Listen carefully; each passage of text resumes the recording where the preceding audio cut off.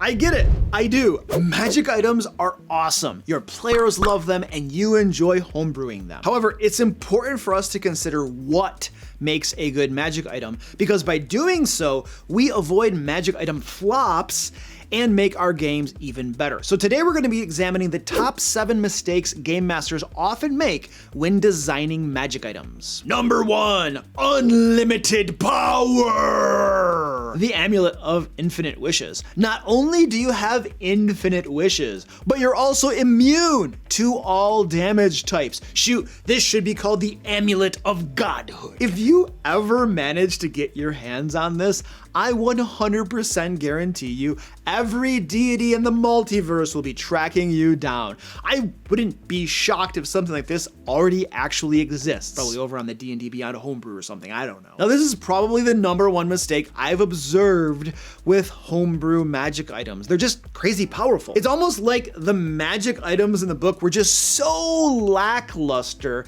and we just had to spice things up. I mean, browse through D&D Beyond or Reddit and chances are you're going to find all sorts of OP magic items. Cantrips that can heal. Oh wait, I think that's actually a spell already. Okay, fine. Rings of regeneration that heal 50 hit points around. Now I'm guessing that the majority of those OP magic items that we find were probably created by folk who just aren't super familiar with game design and the mechanics of whatever system they happen to be using, whether it's D&D, Pathfinder, or whatever. So they are created more out of ignorance, I presume, than intentional choice. I mean, that's understandable. You don't know what you don't know. However, I'm sure there's a segment of people who intentionally create OP magic items and justify it saying that magic items should be cool and awesome. And creating another meh magic item just doesn't do it for them. In other words, they want to play a high-powered game where characters wield the power of demigods, and magic items are naturally part of that. Now, there's nothing wrong with playing that sort of game if you want to, of course, as long as you walk into it with your eyes wide open. Be aware that by introducing super powerful magic items that you are throwing askew many to most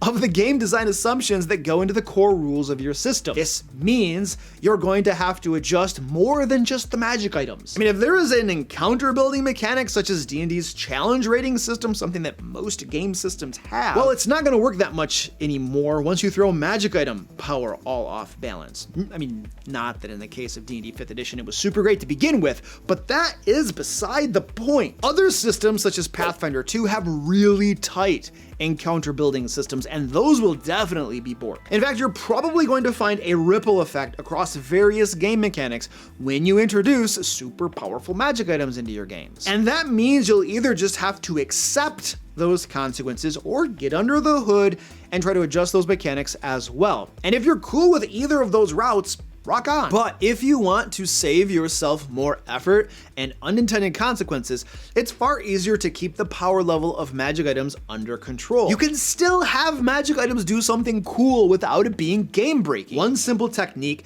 that helps you do this is to have fewer magic items in your games. You see, when the characters don't have 7 bags of holding full of all the magic items you've doled out, magic items tend to be much more special to the players. And each one they get is super cool because, well, they just don't have that many of them. Number 2, everything including the kitchen sink. The Cloak of Endless Abilities. This multicolored cloak shimmers with an ethereal light and seems to change its appearance slightly every time it's looked at. The cloak grants a wide array of abilities to its wearer: elemental control, shapeshifting, teleportation, mind control, invisibility, healing, flight, true sight, and more. And now through Sunday, you can get 50% off. Link below. This pitfall involves stuffing a magic item with tons of abilities, effects, spells, and the like. Now sure, this will probably increase its power level, pushing us into the mistakes we just got done mentioning, but the other things it does is make the magic item more complex, mechanically speaking. And that's a problem. You see, this brings us back to the age-old conundrum that something that looks good on paper doesn't always work well in practice. And when you have a super complex magic item, this is what happens at the game table. I want to use my staff of 101 useful effects. Well, I could do this or could do that. 2, and let's see what's going on in the battlefield. This one right here might be super useful. Hey, what do you guys think? Which one of these things do you think I should use on here? And then the other players start jumping in with suggestions, and then the entire table is dissecting the best possible use for that round in combat, let alone all of the others. Even if you don't end up with this sort of committee discussion that can turn every turn into a slog, the player is still going to struggle with deciding what to do or how the magic item even works because you made the dang thing too complex. Deep breaths, Luke. Deep breaths. Generally speaking, magic items should be simple and straightforward. Yes, there is a time and a place for some complexity, but those should be reserved for the truly special magic items characters come across, such as artifacts and the like. This is where the KISS acronym comes in handy. Keep it simple, stupid. Oh crap, I think we're not supposed to use that anymore. Oh crap. Well, all right, how about keep it simple, Steven or Stefan, however you want to pronounce that name. How's that? Like, I think I just called out everybody named Steven or Stefan. And I just also mispronounced their name, maybe. I don't know how it's supposed to be pronounced, but okay, help me out, guys. What does KISS stand for these days? Is it like still an acronym that we can use? Do we have a different acronym now? Should I just stop talking and because I'm just digging a hole for myself at this point? I totally just insulted everybody called Steven that spells their name wrong. Crap. Now, if you're a dungeon master who loves homebrewing, you probably spend lots of time head down at your table doing just that. However, you probably don't have time to homebrew everything for your game.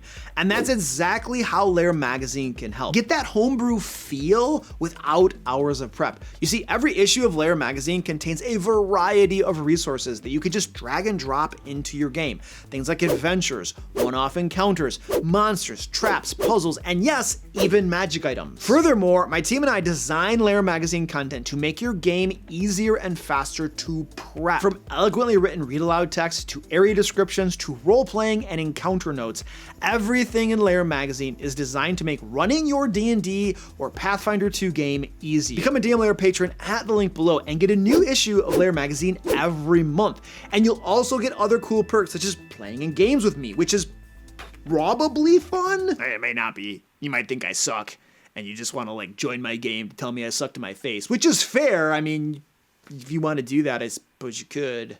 It's kind of expensive to do that, but you can just leave a comment down below if you think I suck. I mean, it's as easy as that, right? You're right there in the comments. Just tell me I suck, okay? Crash my game. I mean, that's immature, all right? Luke, you suck. Your magic items suck too. Yeah. Number 3, rarity. What's rarity? Sword of Planar Rifts. This longsword has a blade that seems to shimmer with a spectral light, its edge appearing to slice the very fabric of reality. Abilities include Planar Strike, Rift Walk, and Banishing Slash. Now, in the hands of a level 15 group, sweet. Now they can track down those Githyanki and extract justice. Sweet, sweet revenge. But at level 3?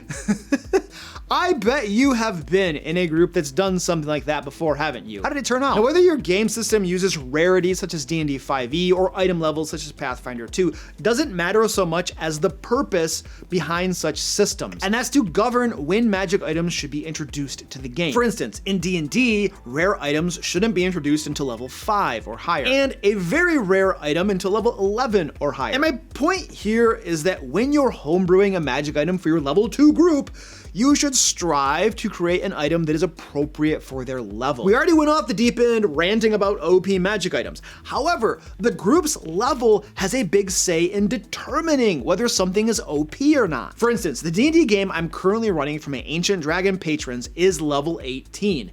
And about to be level 20 once they take downtime to pick up the 2 levels that they have waiting for them. They're like stockpiling levels. They're like, no. We're not gonna take our levels. We're gonna go fight bad guys. And then we're just gonna like leap to level 30 all in one big fell swoop. They got their reasons, you know? Anyway, I have very little reservations about sprinkling in uncommon and rare magic items into the game. I know that at their level, magic items like that are going to do very little to shift the balance of things. However, I must still be careful with very rare and especially legendary items. Too many of those and I might have issues. By the way, if you're finding this information useful, please give me a thumbs up. This thumb wouldn't come up very quickly. It was a slow thumb up. It was like Anyway, thumbs up, share the video with others, unless of course you were offended earlier when I inadvertently called you stupid, or especially if your name is Steven or Stefan, and especially if you spell Steven with a PH and people constantly call you Stefan instead like I did. Gosh, that would be annoying. In those cases, please give me a thumbs down and flame me in the comments. Let me know how reprehensible and horrible I really am. Number 4, weapons galore and murderization. Starfire Blade, Whisperwind Bow, Frost Reaver Axe, Shadow Strike Dagger, Sunburst Warhammer, Tempest Glaive, Crimson Fang Rapier, Thunderclap Maul, Void Heart Staff, Mirage Spear. Okay, when is enough magical weapons enough? Like, I know we all love murdering ourselves, some innocent goblins minding their own business in their cave whenever we get a chance. But at some point, it's overkill, isn't it? The next pitfall when homebrewing magic items is focusing only on combat, whether it's making everything a magic weapon or giving magic items properties that are only useful in combat. It doesn't matter. Make sure you're creating items that the players will find useful in the other pillars of the game, such as exploration and social interactions. That's the talkie-talkie bits. I always have to say talkie-talkie bits because most people call it role-playing, but the entire game is role-playing, and social interactions is the talkie-talkie bits. That's why I always have to say that, because everybody gets it wrong, and nobody listens to me. This will make them more exciting for characters because they'll both have more variety, but be able to use their cool stuff in more parts of the game. It also helps you develop and include all 3 pillars of the game to a greater degree. And if you're not familiar with the 3 pillars of a role-playing game, be sure to check out my video on the 3 pillars of a successful D&D game at the link below, or maybe even up here above my shoulder. But after you watch this video, don't cheat me on your view time. Watch time. We call it watch time. I'm not professional. Also, beyond the purpose of a magic item, consider including different item types, such as weapons, wands, staffs, wondrous items, armor, rings, scrolls, etc. Remember too that not everything should be a permanent magic item. Include consumables as well. And if you're already homebrewing, you could make a piece of armor have a property that only works 3 times and never recharges. Same for wands, staves, etc. Number 5. So why do we want this again? The Ring of Pebble Detection. This simple copper ring is adorned with a small, unremarkable quartz crystal. When worn, the ring hums softly in the presence of small pebbles. Gee, thanks, Mr. Dungeon Master. This is gonna come in super handy. Clearly, that's a silly example, something I hope and pray doesn't actually exist. But the point is that if you're spending the time homebrewing a magic item, you might want to make it relevant to your campaign. If you never plan to have any demons, don't give the players a helmet of fiend protection. Furthermore, if you can work the theme or plot of your campaign into the design or origin of magic items, or your character's backstory even, that's even better. Again, if you're taking the time to make the darn thing, you might as well make it really fit into your campaign. Make sure that characters will find it useful, and ensure that players will actually want it. Trust me, nothing smarts more than spending a lot of time creating a thing only to have the players toss it over their shoulder and walk away. Because that's never happened to me before, has it? Luke's players. It goes into the bag of holding, and they're like, we're not gonna use this thing. Just throw it in the bag of holding. Who cares? Just give it to some NPC schmuck, you know? And that's happened. Number 6. So what does this do exactly? The Orb of Transmutation. Once per day at a time that is neither night nor day, this orb, when held at precisely the right height, will transform its target into something of your choice. Wait, what's the casting time? Is the casting time a riddle? Like, when can I actually use it? Like, what's the right height I need to hold it at? And why does it even matter? Like, can the target be a creature or just an object? Does the object have to be unattended? Can I turn it into anything? Like, even a clone of myself that is completely loyal and obedient and has all my spellcasting powers? Like, am I gonna have my own clone army now? Are you my father now? Okay, yes, I know that you're going to be right there when your players begin to pepper you with 21 questions about your magic item whose description isn't completely coherent. And you're gonna be able to resolve any doubts about it right then and there. But do yourself a big favor and try to figure out the big stuff in advance. You want a magic item whose powers are clearly defined and easy to understand. Another pro tip I can give you is to clearly label all your homebrew magic items as alphas with a note that they might be modified during gameplay as needed. I mean, unless you're an expert game designer, you're never going to know if you came in too hot or too cold on a magic item